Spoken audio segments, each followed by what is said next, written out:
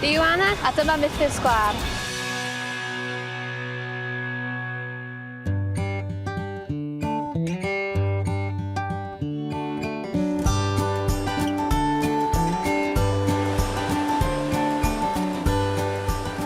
dyma ei Milltir2 Llangollen. Mae Llangollen yn sir ddimyll a mae gen o poblogaeth o tua 3,000. Mae'n dref arbennig iawn oherwydd mae'n cael un o'r 7 rhyfeddod Cymru. Mae yna clwb ffermydd ifanc dda. A dyn ni'n neud pob math o bethau hefo nhw. Dyn ni'n mynd i'r cinema a bowling a pethau. Bob blwyddyn mae twristiaid yn dod o gwmpas y byd i siopa yn y dref.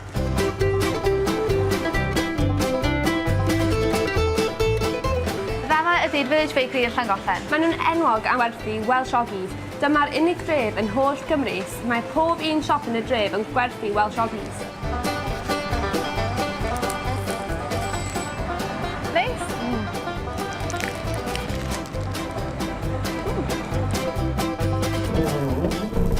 Mae'r reil ffordd yn Llangollen yn poblogaidd iawn. Maen nhw'n cael Thomas y Tank sydd yn denu llawer o plant a teuluoedd i'r ardal. A amser Nadolig mae yna Santa Train. A hefyd, blwyddyn yma roedden nhw wedi cael Ifo the Engine. Mae pas newydd tua 10 munud o canol y dref. Mae'n neis iawn a tu mewn mae jyst i gyd yn wood carvings a mae'n prydferth iawn. Ie, rydych chi'n gallu fynd i mewn i'r arth hefyd. A mae yna siop newydd yn does yna rwan. Oes.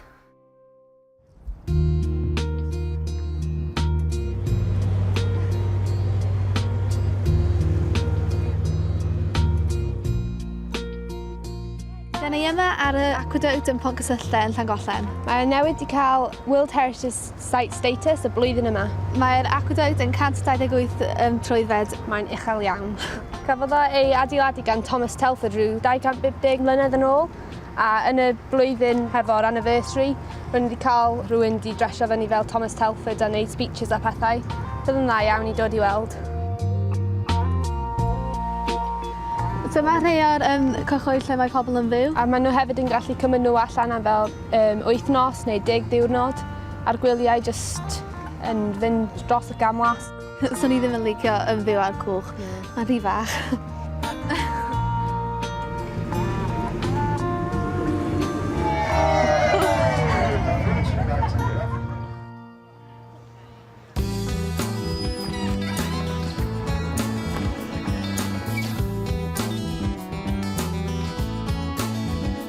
Hwn ydy Castell Bran a mae'n edrych allan dros dref Llangollen. Mae'n cymryd tua awr i cyrraedd y top o'r dref.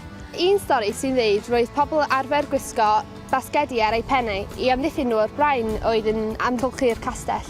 Flwyddyn diwetha ar ôl gadael ysgol, roedd ni a fy ffrindiau wedi dod i fyny yma i cael picnic ar diwedd yr ysgol. A mae pobl yn dod o bell i cerdded o hefyd. A stryd fawr Llangollen mae yna llawer o siopau neis. Does na ddim top shop neu rhywbeth yn neud unrhyw beth, ond... Ond mae'n neis fod wedi gadael yn traddodiadol a siopiau fach fel fod o ddim yn fynd dros ben llestri. Mae'r camlas newydd cael World Heritage Site. Ti'n gallu gweld allan trwy'r coch a mae'r ceffyl yn tynnu tu lawr yr gamlas, mae'n neis iawn.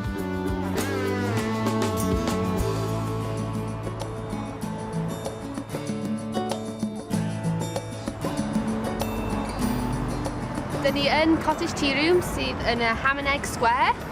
Mae yna food shop yn fanna a siop fferins hefyd a siop sy'n gwerthu bob math o bethau yn fanna hefyd. Roedd i arfer gweithio yn y siop i fynia a food shop a weithio roedden ni'n helpu wneud y fudge hefyd. Dyn ni wedi dod am ei cyfarfod efo Nicky, un o'n ffrindiau ni. Mae'n eitha brysur yn y haf oherwydd mae gyd o twristiaid yn dod. Mae llawer o bobl yn dod o America drosodd i fama.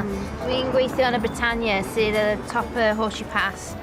So mae'n kind of efo tourists ond ddim fel mae Elen yn y siop tourist. Dwi newydd dechrau weithio yn y Tourist Information Centre yn canol y dref Llangollen ei hun. Mae'n neud ti feddwl bod y dref ti yn arbennig oherwydd mae'n pobl mae gyd yn dod i mewn i weld o a mae'n neis.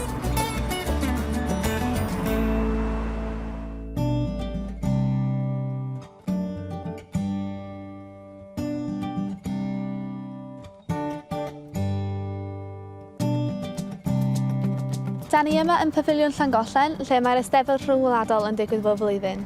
Cafodd ei gychwyn ar ôl yr ail rhyfel byd i trio dod â heddwch yn ôl i'r byd. Bob blwyddyn mae cannoedd o bobl yn dod o gwmpas y byd i perfformio a canu a ddawnsio. Mae yna preid fawr a mae'n mor llwgar, mae'n mor neis i gweld, dod lawr a gweld o. Ie, mae'n mynd trwy canol y dref. Mae'r cornmill yn lle bwyta sydd reit wrth ymyl yr afon Dyfrdwy. Mae'n poblogaidd iawn, efo pobl lleol a twristiaid. Mae'r bwyd yn dda iawn yna. Ie, yn y haf mae'n neis. Cafodd y Horseshoe Falls ei adeiladu gan Thomas Telford i cael y dŵr o'r afon Dyfrdwy i mewn i'r camlas. Mae teuluoedd a plant ifanc yn mynd yna jyst i padlo yn y dŵr a cael picnics a pethau. Wel, dyna ein Milltir sgwâr ni. Mae'n cartref i cannoedd o twristiaid trwy'r haf, ond trwy'r flwyddyn mae'n cartref ni.